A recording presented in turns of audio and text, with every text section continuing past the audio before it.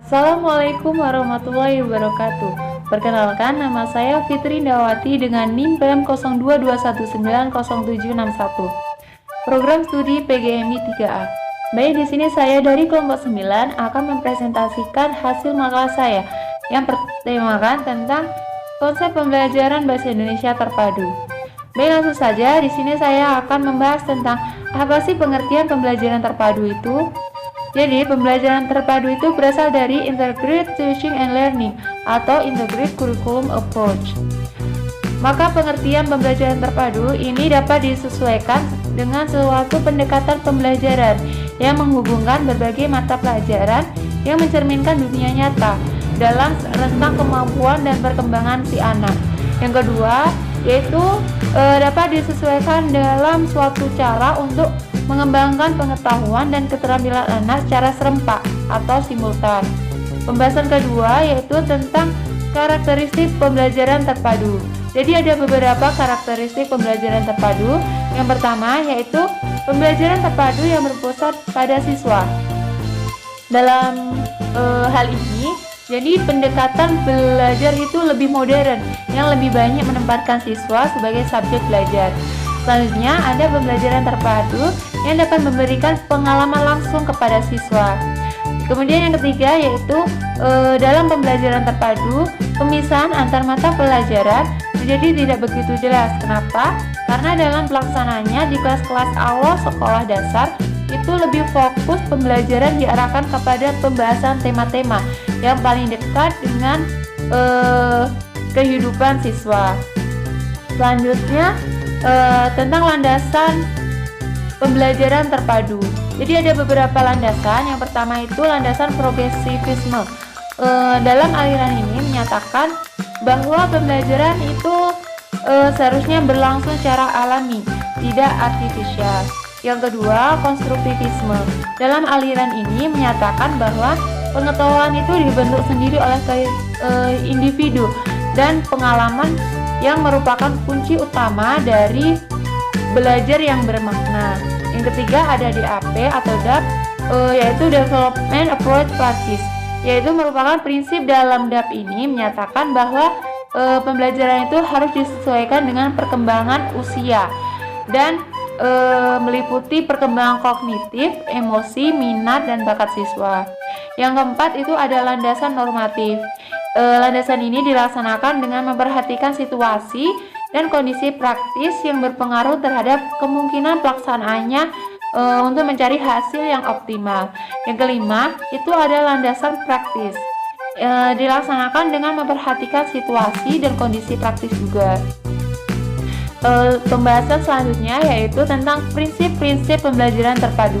Jadi ada beberapa prinsip juga dalam pembelajaran terpadu ini. Yang pertama, prinsip penggalian tema.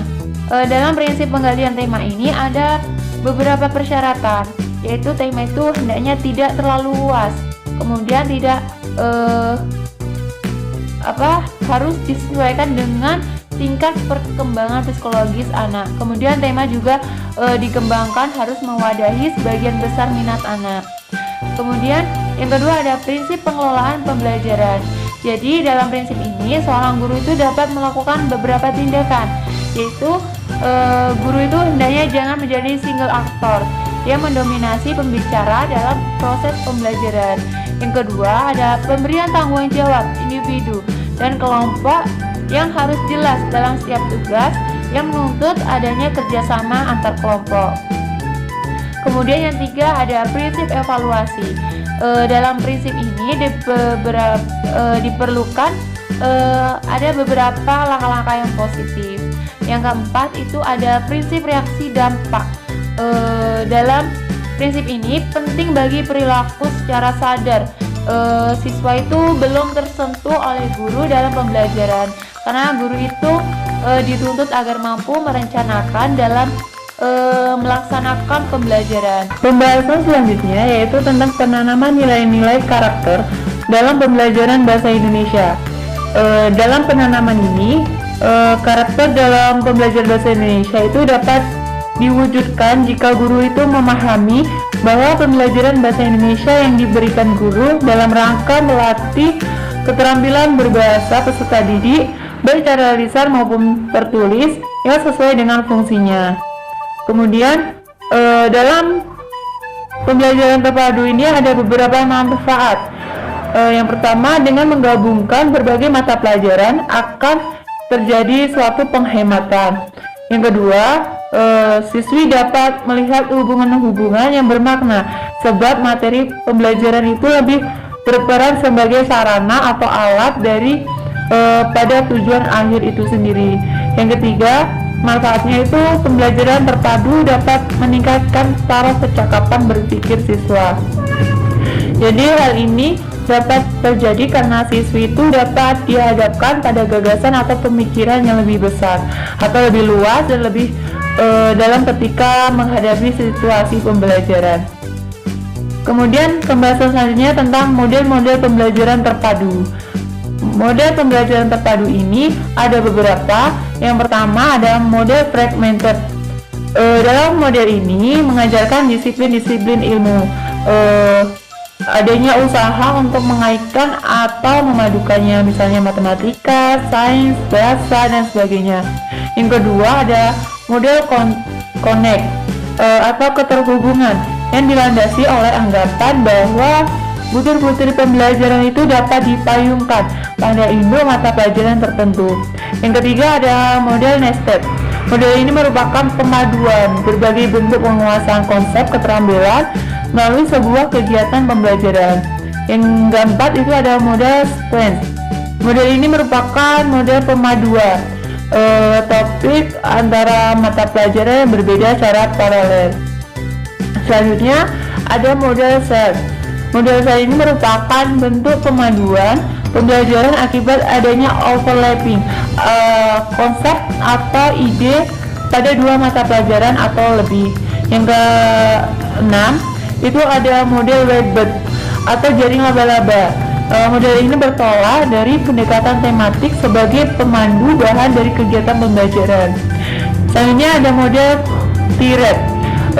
Pembelajaran terpadu bergalur merupakan pendekatan pembelajaran yang ditempuh dengan cara mengembangkan gagasan pokok yang merupakan benang merah yang berasal dari konsep yang terdapat dalam berbagai disiplin ilmu. Yang ke-8 ada model integrate. Model ini merupakan pemaduan sejumlah topik dari mata pelajaran yang berbeda-beda. Yang ke-9 itu ada model immerse. Jadi model ini dirancang untuk membantu siswa dalam menyaring dan memadukan berbagai pengalaman dan pengetahuan. Yang terakhir itu ada model network.